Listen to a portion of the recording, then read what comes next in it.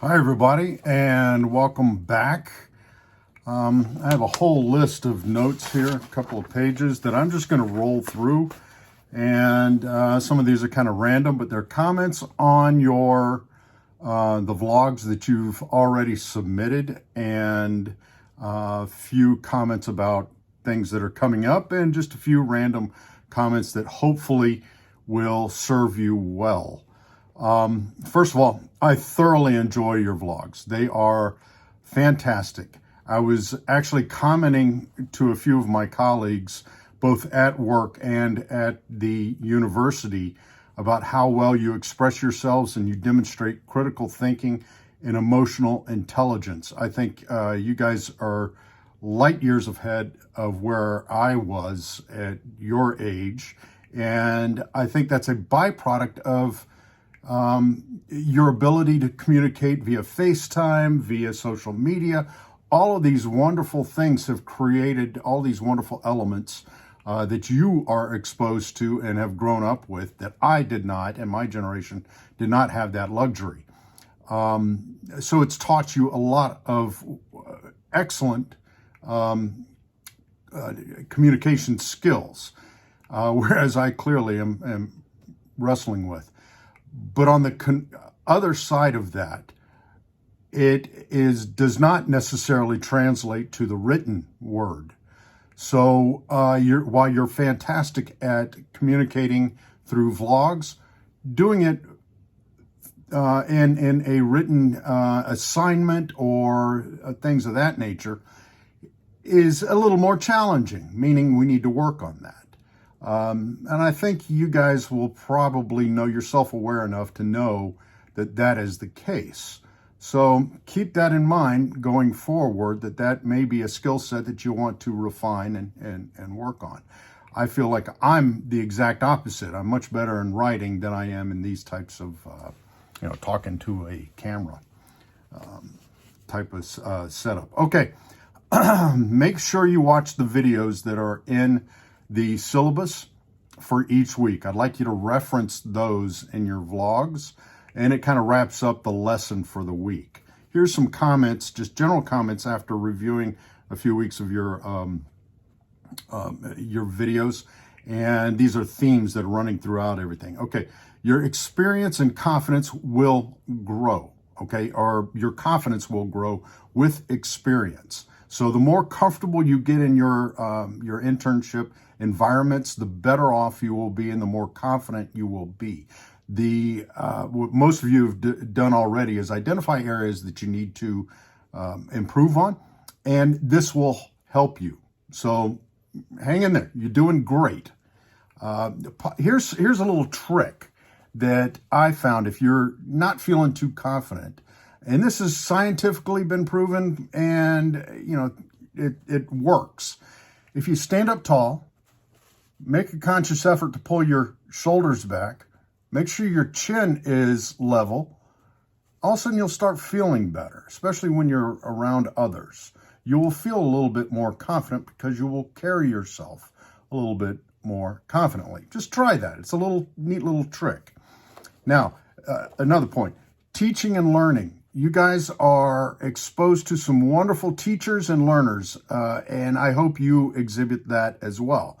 Always try to teach others what you know, and always try to learn from others, regardless of what level you are within an organization. And asking questions is not a weakness. It is usually a sign of strength that you're confident enough, or your superiors or your colleagues are confident enough in you, or they just flat out don't know the answer and they're looking for answers. So asking questions is not a weakness. Enabling others to be comfortable around you is very powerful with leaders and managers and yourself. So do that. Listening is the hallmark of good leader and manager, and communications are usually moving. Well, what was that one for? Communications, forward moving. Not sure. If I remember, I'll come back to it. And of course, as I've always said, details do matter. I've made comments on your site descriptions, and some of you I sent it back and they said, let's give this another shot. Make sure you look at you proofread it and you look at your punctuation and all those fun things. Those details do matter. And I'm only sending those back, not to knock you on a grade or anything else, but I want you to improve, and I know you guys can improve. Now, in terms of communication, a lot of you guys have talked about communication in your vlogs, about how those are some, highs and low points, or how you need to work on them, either receiving messages or sending messages. Here's something I want you to try. And if we were in a classroom, I would have you go through this exercise. Get a friend. You two stand back to back or sit back to back. Have your friend describe to you what they see, and you can draw what they're telling you. All right? But you cannot ask them questions. They have to tell you what they see. It could be a picture, it could be shapes, it could be anything. And you try to have them describe it in as much detail as possible, and you get to listen to everything they're saying and write it or try to draw it. Then switch places and have them do the listening without asking questions, and you explaining what you see, and have them, sketch it out. And then see what each other shows. It's a really cool exercise. And what it does is it teaches you both sides of listening and delivering messages. And how well the details are explained. So that's a cool little exercise. And if you ever do see me in person, or if I'm there on campus, we may very well go through this exercise, because it's not only is it fun, but it teaches you a lot about the communication model. Okay, I don't know why I jotted this down, but I need a production assistant. Believe it or not, I'm traveling all over the place, and in the fall semester, I'm going to be doing a whole lot of video and stuff for content for classes and a few other things. As you know, I'm going to Africa. I'm also going to Nepal. I just signed up for that to do base camp at Everest. This is completely off the topic of this class, but if you guys know anyone who is a good video production assistant, let me know, because I'm looking for one. Travel's included, all kinds of fun stuff. All right.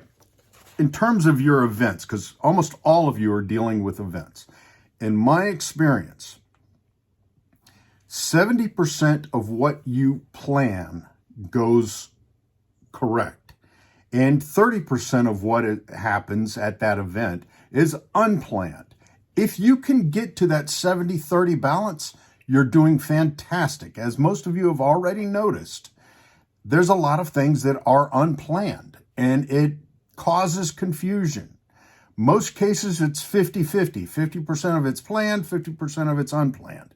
But you learn as you go. If you can get to that 70-30 mix, at least in my experience, that is a great thing, especially when you're doing things like concerts, you're doing live events, even weddings. If you can plan for 70% of it, and 30% of it is unplanned and spontaneous that you have to react to, you're doing a very good job. So keep that in mind. Another random comment here. Stage presence is more of an air of confidence. So again, throw those shoulders back, chin up. You will present that air of confidence a lot easier. Now, I was also interested in comments about the vendors. This is a great element and an input to the overall success of a hospitality experience. They are an audience, just as employees, colleagues, and cast members, if you will, are an important audience. So are vendors. And I would almost put them on the same level, because the culture of a good event goes through all touch points, not just the attendees or the customers, but the employees, who I think are the most important component, and vendors. So keep those in mind and see how you react to those, and extend that brand through the vendors. All right. This is something that I've learned a long time ago, and this is kind of a coined way of looking at bosses, and the way I want you to look at yourself as a future boss. There's two types, basically two big buckets you'll put them in. There's the ones that create tension. They are unclear and they're tough to approach. These are the ones that when they show up, you're scared that you're going to make a mistake, or you're scared that you're going to do something wrong, and they will look down upon you and disapprove of you as a person. Then there's the other bucket, and these are the ones that, oh, here's so-and-so, my boss, or somebody from the corporate office. I'm glad they're here because they can help me solve a problem, or they can help me become a better person, a better worker, a better community, or a corporate community citizen, if you will. And there's those two types. Which one do you want to be? Now, there's a lot of old school that says, I want my employees to be scared of me. That shows respect. Then, as you're learning now, there's the other school, which is, I kind of like the new school, which is, no, a boss is somebody who is humble. They're there to help you and guide you, to encourage you and enable you with the tools to do a great job. So you've got those two buckets, and notice those. When they show up, are you glad they're here, or are you nervous and, scared? So there's a different way of looking at that. Now, again, back on events, and I apologize for being random in all this, but here's another little rule of thumb, and I call it Rob's rules of thumb. Rules of three, Rob's rules of three. That is everything, and I'm being PG on this one. Every event that I've ever put on, started from the performa all the way through to the end, is usually 3 times as expensive, 3 times as frustrating, and takes 3 times as long to execute. So those are my rules of threes. They kind of go hand in hand with that 70-30, that there are some things you just can't plan for. But early on, you'll understand the rules of threes, and you're probably seeing that now, especially those of you that are putting in these massive hours. When you thought it would only be a short amount of time, it's going to be a lot longer. But keep that in mind. And I got to tell you, I've yet to be proven wrong with that one. All right, another piece that I'm throwing, and again, this is all shotgun stuff based on some of the comments I've heard so far. Keep in mind that you should always be teaching someone or mentoring someone to replace you. So I'm going to come back at the end of this semester and ask you, what would you tell somebody who is just now starting off as an intern? What are the things you want them to know that you wish you knew going into this? So when you get in the mindset of teaching someone that's coming to replace you, you reinforce what you're learning, and you can boil it down to its easily communicated components and easily consumed components. So think about that as you're moving forward. Now, this week, holy cow, it's 13 minutes already. This week, we're going to talk about leadership more. I'd like you to talk about good leadership qualities that you're observing, what you've noticed specifically that someone's doing. And you've got some of the language that we've been talking about so far.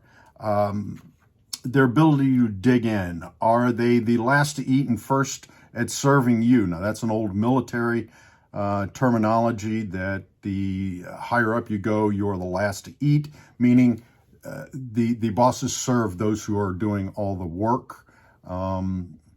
And if you watch, I need you to watch the videos.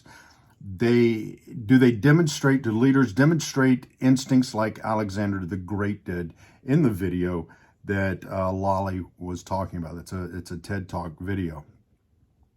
And do they empower you and others, and do they demonstrate good values? So in your video this week, talk about, again, leadership. Let's get a little more specific about it, and give me a summary of what you have been doing, good, bad, and ugly. I want to hear them all.